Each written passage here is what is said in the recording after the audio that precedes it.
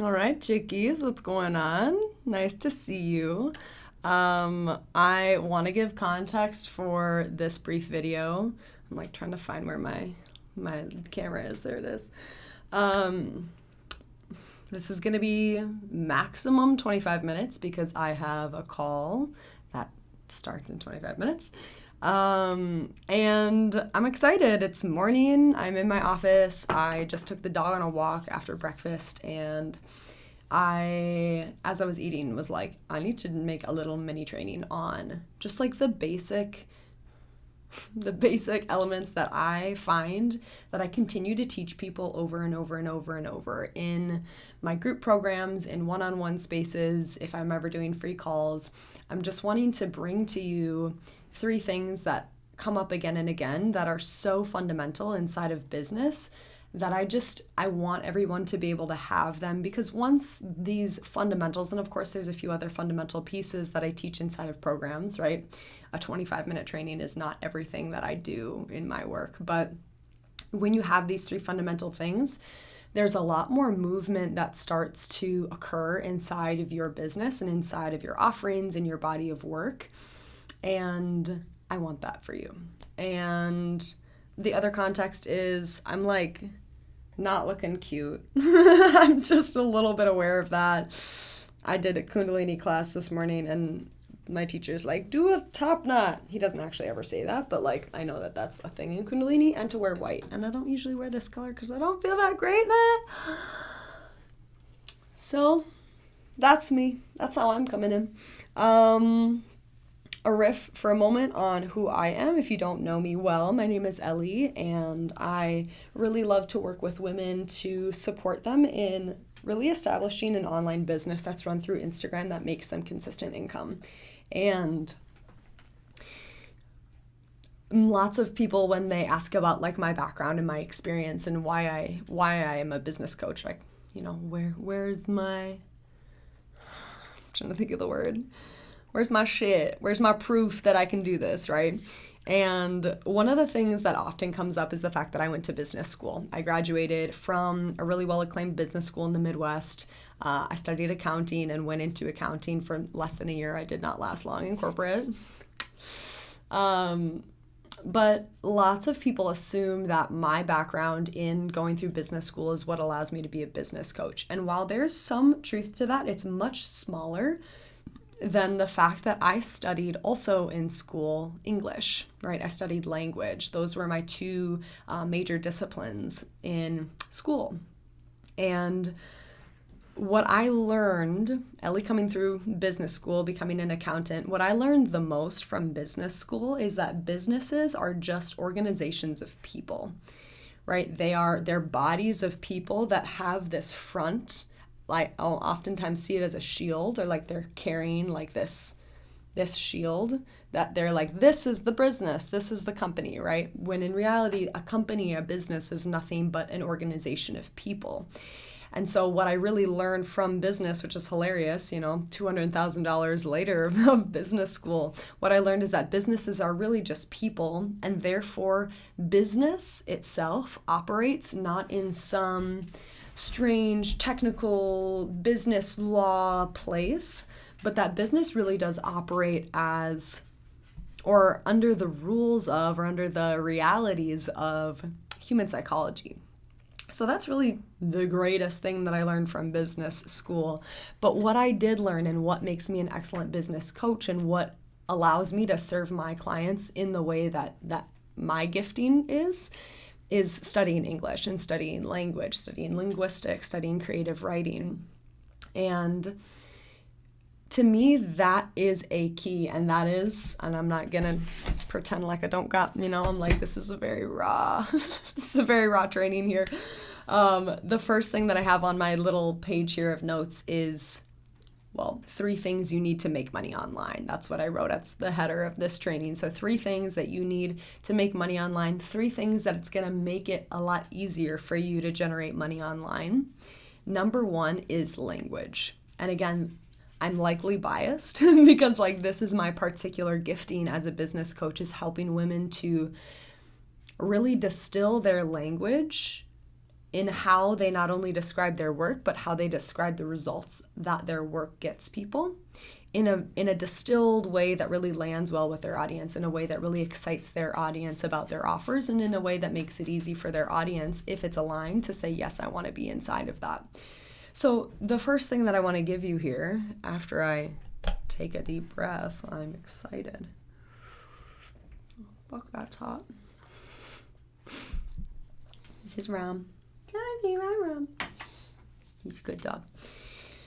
Okay, the first one is language, right? You studying language and you practicing language is going to be, in my opinion, the biggest game changer that will help you go from not making much to making a solid amount of money. For me, implementing my skills with language in a systematic way or in a clarified way, right? I had coaches that really supported me in allowing this language gifting or this language skill to come forward. But identifying and practicing with my language is what took me to making $2,500 a year at the beginning, first 2 years of my business, to like making $2,500 yesterday, right? Hi, buddy. I know. He's just so cute. I want to like turn you. Yeah. He's so adorable. Okay. Hopefully he's not going to distract us too much. So what I want you to do when you think about language is I want you to learn and practice using descriptive, example-based language when you're speaking about yourself, your stuff, your work, your business online. Again, my main modality is Instagram. My main platform is Instagram. So I want you to practice using descriptive, example-based language to describe where your service or product brings people. Okay? I'm going to say that again. I want you to learn how to use descriptive, example-based language. Give examples of where your product or service brings people, because your product or service brings someone somewhere, right? Whether you're selling luxury handmade eye masks and you bring people to sitting on a plane conked out with their hot ass cute luxury eye mask on, and everyone in the airplane is walking up and down the aisles on the flight to, Japan, and they're like, oh my God, I have this plastic eye mask that's from the, airline attendant, but that woman's got like the most beautiful eye mask of all time I've ever seen. Can you see how I just started building out a scene, right? A scene with my language to describe this eye mask. That's really what I teach my clients to do, is how to paint out a scene with their language to describe what the result of their work is. And here's the mistake that I see most women making online is they try to use their language to describe what's happening inside their work. That's mistake number one. They're using language to try to describe what happens inside their work, right? That's especially for service-based people. So if you're a coach, if you're a healer, if you're a mentor, a guide, a facilitator, I see women using language to try and describe what happens inside of their work instead of describing where their work brings people. Yeah. So that's mistake number one. I see people using language to describe the inside of their work, and I'm saying, no. Use your time, use your intention, use your mind to practice writing out language that describes where people are.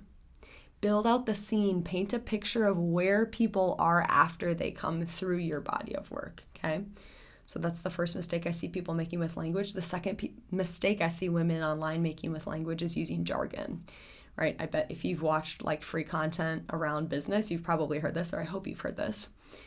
It's people using jargon, spiritual jargon. Whoa, really real saturated, right? Things like activating your highest self. Things like clarifying your purpose. Things like activating your femininity, your sensuality, right? All of these things, while they're not false, they're true. They are accurate things that your work gets people potentially. but they're jargon. They're not clear. They're not image based. There's not a lot of richness to that language. I'm not being taken into a scene or into a painting or a picture when you use those words.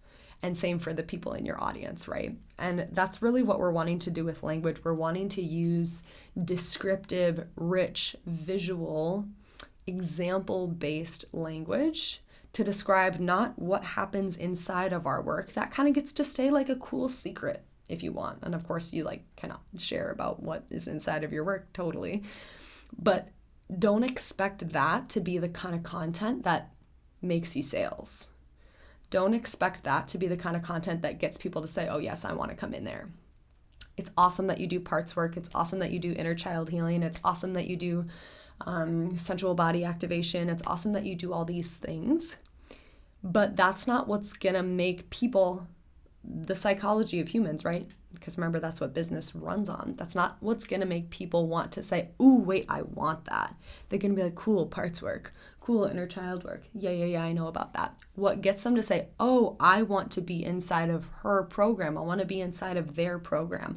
I want to step inside of their offer. I want to receive what they're offering, is you not describing the tools or what happens inside, but you describing the possibilities that exist for people when they come through your work, the result. What do people get? Where does your work bring people? Okay, that's number one, language. Number two, here's my second thing that you will need to do in order to make consistent income online is speak about what it is you're doing, speak about what it is you're offering more than you think you need to. And I'm going to give you such a simple example that's going to illustrate this so well. So before I was a business coach, I was like a women's health and embodiment coach. And my first signature program that I started running in 2021 is called Radiance Revealed. It's a 6-week embodiment program for women, helping them get healthy and all these things. And I had run it 3 times, and I had just launched, I think, the 4th round of Radiance Revealed. And for context, my best friend is my younger sister. She's 1 year younger than me. Her name's Meg. She lives out on the West Coast in the Pacific Northwest. And I live in the Midwest. And so we only are connected through our phones, right? So we're like each other's fucking Instagram hype ladies. Like, I'm never missing any of her content. And likewise, that's Meg. And so I launched Radiance Revealed for the 4th time. I have posted twice about it on my stories and 2 times about it in my feed, right? So I've talked about it 4 times on my Instagram, and I'm like, wow, I've been talking about it so much. This is probably getting annoying, but I'm out here doing a good job. I'm out here selling my stuff, this is a good offer. I'm excited about it. I feel good about it. I call Meg.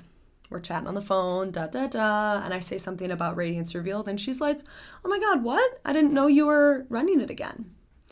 And I was like, what?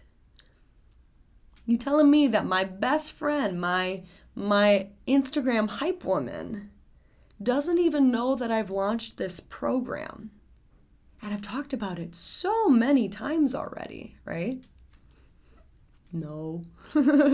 No, Instagram is a loud fucking place, and it's a place where it's easy to miss things, right? That's the nature of this platform. That's the nature of it. There's so much stuff happening. Nothing wrong with that. That's the way this tool operates. Cool. And if you want to use this platform as a professional tool to bring your work into the hands of people who desire it, which means that you are helping people who desire your work become familiar with you and your offers and what it is you do, right? You're creating familiarity. That's really what we're looking for when you're using this platform. If you want to do that, if you want to use this specific platform as a professional tool to do that, you need to play by the rules and play within the context of this tool. This tool is noisy. This tool is distractive. And so it's your job, it's your role to speak about your work, to speak about your offers, to name drop your shit way more than you think you need to. I always say if you feel annoying, you're probably just doing enough. And I don't mean you're finally doing enough. You were never doing enough before. Not, you're enough. You're wonderful. You're great. If you never changed anything in your whole life, you'd be a wonderful, excellent person, and good job. But when it comes to business, when it comes to offering your work out to the world and actually being in a generative state with your work, where you're not just putting out, trying, and you have like $2, right? I'm not here for that. I want you to be well-resourced, for sure. If you want that, you're gonna have to talk about your shit more often than you think you need to. Yeah? Probably more often than you are right now. There's pretty much no one that I've ever seen that I'm like, less, tone it down. I'm like, never. So that's my bit. More than you think, okay? Last one, I'm gonna skip a little example on that last one because we got 10 minutes left. The third thing that you'll need to make consistent income online is what I'm calling a mature mentation. My boyfriend Travis uses the word mentation, and I love it. A mature mentation, a mature mindset. And I have 2 points on this. One point of this mature mentation is that I want you to make sure that you're acknowledging and practicing acknowledging that you're not bad for selling and for charging money. I had a woman inside of a program a couple of months ago, and we were talking at the beginning of like, what do you want and what's your shit with it, right? What do you want and what's your problem with wanting it? Because if you want it, you don't have it. There's something between you and that thing, right? She was like, well, I want money. I want to be financially sustained, but I feel really uncomfortable asking for money for my work, right? She worked with herbs. She's an incredible herbalist. And she was like, ugh, I feel really comfortable with trades, but I don't feel good about the money. I love it. I love the concept of trades. And I love trades. And I love the like primal, like if this is you where you're like, I just want to like go live out on my commune with my community and my people, and we all just like support each other and we're homeschooling each other's kids and like da-da-da. I'm like, fuck yeah. Invite me, please. I'll be there. And the issue in where we are right now and where you likely are right now, unless you're full-blown on the commune, in which keep it up, baby. Keep that shit going. The issue that most of us have is that we don't have community members at this point that can consistently and reliably trade building us a home, can trade creating fabric for us to make our own clothing. If we don't know how to make our own clothing, to make clothing for us, right? We don't typically know maybe enough people, at least in my scope, enough people who grow food, who hunt meat, right? We probably maybe don't know enough people who can reliably and consistently trade us medical care, dental care, right? All of these things. Prescriptions, like there's plenty of stuff that most of us just don't have the human social capital to be able to trade, to survive, right? Again, there's a time and place for the vision, yes, and moving toward it, and there's a time and place for operating in the place that's existing right now. And for most of us, the place that we're existing right now is that we need money. We need money to pay rent or to buy a home or to pay our electricity bill, right? We need monetary wealth. We need monetary resources in order to supplement and create the full scope of resources that we need. So mature mentation, know that you're not bad for charging money for your offer, for your service, for your good. Yeah? I think that there's lots of people that want to get all hot and bothered about the ethics of selling, and I'm totally into what feels to me like ethical selling, and I teach my women inside my spaces how to explore ethical selling. And I think it's easy and good to remember that people who are selling, Cheerios that have carcinogens that are getting fed to all the 4-year-olds of America, I'm like, that's fucked, right? Like that's fucked up. But you offering and selling your work that supports people's health, it supports their relationship with plants, it supports their relationships with their partners, intimacy, their sexuality, their relationship to God, their relationship to food, like all of these things, good things, right? You're a good person. You're a good person. It's okay for you to charge money for what you're asking, for what you're offering, rather. All right, second thing, and then I'm gonna get out of your fucking hair.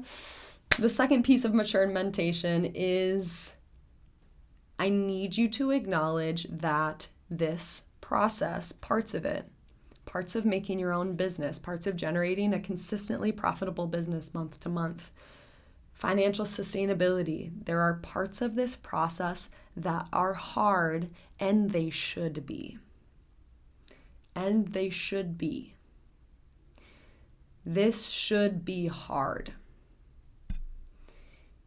There's so many people everywhere, but I'm speaking about Instagram because that's my domain. There's so many people on Instagram that market their offers under the guise of, I'm going to make this easy for you. And I think there's nuance here because I've used this kind of language in ways too, for sure. But what I really want to continue to communicate to my people, to you all, is that yes, there are ways, and mentorship is hands fucking down making it easier for you, right? You should not have to figure this shit out by yourself. That's, ew, what? No, right? You should not have to figure out how to do this by yourself. So those things do make it easier. Getting a mentor makes it easier to create a financially sustainable business. And the work that you're doing, the thing that you're building, it's hard. And the idea that it should be easy is not true, right? It's just not true. You're building something, there's toil in it, right? There's an amazing, amazing quote from that super famous female poet that I'm not remembering right now, but it's something along the lines of luck isn't by chance, it's toil. It's the product of toil. And then it says something like, the smile of success is hard earned. It's not exactly what it is. It's by Emily Dickinson. I'll look it up. We'll get it going. The point is here, ladies, acknowledging that this process that you are in should absolutely have points that are hard is good. It's really good. It's really relieving for most people to just be like, yeah, it's hard. It's hard. And if you're experiencing hard, if you're experiencing challenge, if you're experiencing good, you're doing it. That's good. Yeah. The biggest thing with that piece, that mature mentation piece of acknowledging that this really should be hard, is an example of something I teach in all of my programs, which is adult consciousness versus child consciousness. Adult consciousness can build a business. Your child consciousness cannot. And your child consciousness says this should be easy because for children, life should be easy. They should be cared for. Their needs should be met, etc. The adult consciousness knows not everything's easy. It knows there's never one truth. It's not all easy. There's nuance. The adult consciousness can hold nuance, and this adult consciousness is the one who can build business. Yeah. All right, loves. Those are 3 things that you need to make consistent income online. And I'm not going to pitch you anything because I'm not feeling like it. Okay? Mwah. I hope y'all enjoyed. Relax your shoulders. I'll talk to you soon.